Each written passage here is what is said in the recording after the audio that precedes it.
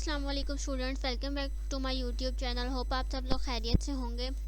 आज हमने PSY P402 का प्रैक्टिकल असाइनमेंट्स देखनी है। ठीक है, इसकी दो असाइनमेंट आई थी हमारे पास। एक सिंपल जो सोल्यूशन होता है वो हमने करना था, एंड सेकंड हमारे पास एक प्रैक्टिकल रिपोर्ट थी। पहले मैं PSY 631 की प्रैक्टिकल रिपोर्ट डाल चुकी हूँ। उसकी वीडियो अगर आपने वो वीडियो देखनी है तो मैं डिस्क्रिप्शन में लिंक दे दूँगी, आप वो भी देख लीजिएगा। एंड अगर आप लोगों को और भी कोई इशू हो तो आप व्हाट्सएप ग्रुप ज्वाइन कर सकते हैं। मैं आपको जो आपको फाइल्स वगैरह चाहिए हो तो वो भी प्रोवाइड कर दूंगी, और भी कोई मसला हो तो आप मुझे बता सकते हैं। तो बगैर टाइम के वेस्ट किए वीडियो शुरू करते हैं। इसमें जो है ना, हमने मुश्किल काम कोई भी नहीं है, बहुत आसान सी असाइनमेंट है। आप लोग थोड़ी सी टेंशन लेके अगर इसको पढ़ लें, ठीक है। तो वो कह रहे हैं हमें कि आप वर्किंग स्टार्ट करने से पहले जो है अपने LMS पे जाएं। जिन जिन लोगों का ये सब्जेक्ट है वो अपने LMS पे जाएं, और चैप्टर नंबर या लेसन नंबर 33 जो है उसके हमें 3 वीडियोस दी हुई हैं। ठीक है, प्रैक्टिकल 3 वीडियो इसका टाइटल है। वो आपने तीनों वीडियोस लेनी है। और अगर किसी स्टूडेंट के पास मतलब जो नहीं है उन मतलब स्टूडेंट वालों को ही दी हुई होगी वैसे तो असाइनमेंट, तो अगर आप LMS पे नहीं जाना चाहते तो ये आपको लिंक भी गिवन दिया है उन्होंने कि आप यहाँ से ही डायरेक्ट जा के देख सकते हैं वो वीडियोस क्या हैं।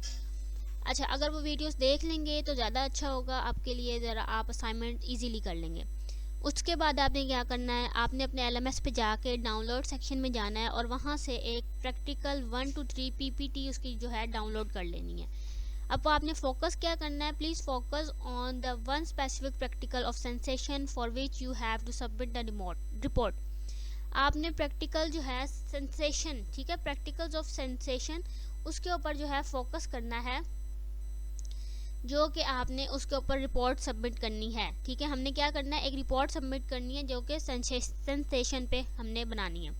फाइनली योर टास्क, आपका काम क्या है? काम आपका ये है कि आपने एडमिनिस्ट्रेट करना है एक एक्सपेरिमेंट। ठीक है, at first and then write. पहले उसको एक्सपेरिमेंट को करना है और फिर उसको लिखना है।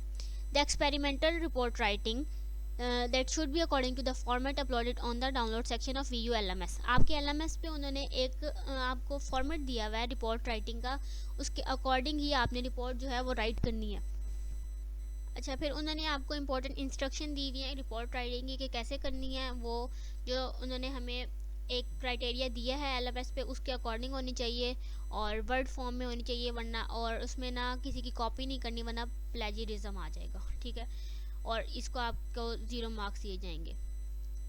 तो जो रिपोर्ट राइटिंग का फॉर्मेट है वो भी मैंने LMS से डाउनलोड कर लिया है। वो ये हमारे पास steps of experimental report writing steps हमने हैं, इस स्टेप के अकॉर्डिंग ही हमने रिपोर्ट राइटिंग करनी है।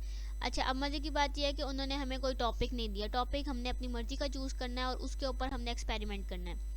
लाइक आप जो है टॉपिक लिख सकते हैं कि ज़्यादा सोने से इंसानों के बिहेवियर पे क्या फ़र्क आता है। ठीक है, आप लोग लिख सकते हैं कि वो लोग जो ज़्यादा खामोश रहते हैं वो क्यों खामोश रहते हैं। ठीक है, मतलब आप कोई भी टॉपिक ले सकते हैं, उनकी खामोशी का उनकी ज़िंदगी पर क्या असर होता है। एक डायरेक्ट आपने पहलू लेना है और एक इनडायरेक्ट पहलू लेना है कि उनकी खामोशी से उनकी ज़िंदगी पर क्या असर हो रहा है।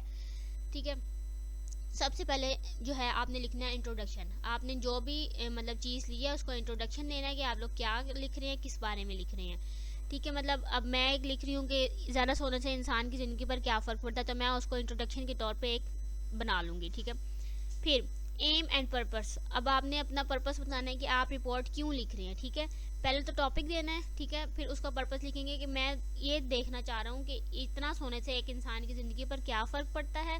आपने अपनी सारी जो स्टेटमेंट्स हैं, आपने इन्वेस्टिगेशन जो करनी है वो आप इधर लिख देंगे।